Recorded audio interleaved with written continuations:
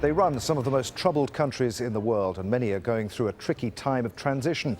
The Arab League summit is getting underway right now in Kuwait. Countries from across the Arab world are there. The goal, finding common ground on a host of difficult and divisive issues. These are the latest live pictures, the opening ceremony underway at Bayan Palace in Kuwait. Well, Qatar's Emir Sheikh Tamim bin Hamad Al Thani opened the meeting as outgoing chair of the Arab League summit. He addressed one of the main topics, terrorism, by warning his fellow states against branding groups as terrorists for political purposes. We all condemn terrorism, and we all agree on that. Terrorism has only one conception: the targeting and killing of civilians, the hating of civil institutions for political goals and aims. Dear brothers and sisters, we cannot accuse a lot of sects of being terrorists, because this will generalize terrorism instead of isolating terrorism. It's not good enough for those who fail to achieve unity to accuse others of supporting terrorism in the country. Let's go straight to Al Jazeera's diplomatic editor James Bays, who's in Kuwait City. James, the Arab League record for getting things done is hardly exemplary. Amidst all the divisions, the regional disagreements, what can we expect from this summit?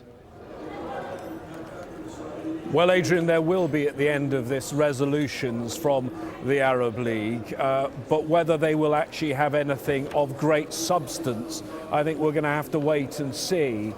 Now, why are we so interested in what they say on terrorism? Because, of course, you'd expect leaders of countries to condemn terrorism. Well, let me tell you why. Because it's part of an unprecedented row among the Gulf countries. And it's not about condemning terrorism, it's condemning or deciding who are terrorists. The division is over this big political bloc that exists across the Middle East, the Muslim Brotherhood. Now, Saudi Arabia is leading other Gulf states, the UAE, the United Arab Emirates and Bahrain, in trying to say the Muslim Brotherhoods are terrorists. Now, Qatar disagrees, and in this row that's happened at the beginning of this month, we've seen Saudi, the UAE and Bahrain pull all their ambassadors out of the Qatari capital, Doha. It's a row that the Emir of Kuwait, who is now leading the Arab League, Sheikh Sabah, referred to briefly in his opening statement.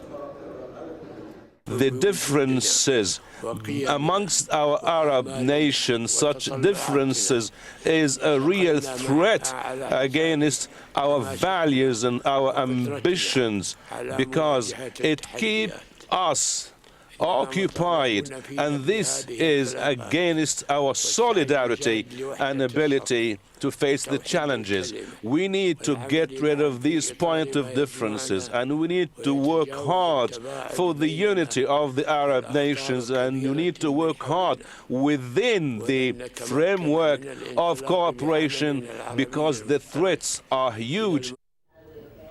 Another of the main issues, of course, James, is Syria and what to do about the ongoing war there. Is there any consensus, any sign of consensus there at the summit?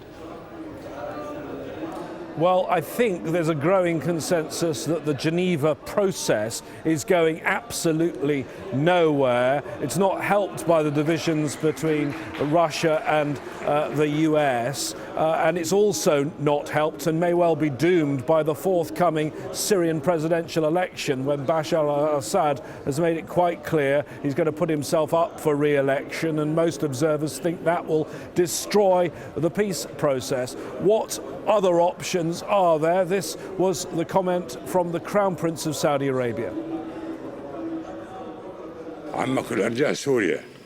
The Syrian people have paid a high price. Destruction is everywhere. Syria is now a scene of all types of killing and destruction because of the regime and the practices of foreign elements. We also find challenges there, faced by the Syrian resistance, and we cannot neglect them. The international community has failed the Syrian people and let them down. The Syrian opposition have to gain more and more support. We are quite astonished that we can't see the coalition delegation sitting in Syria's place. This must be corrected.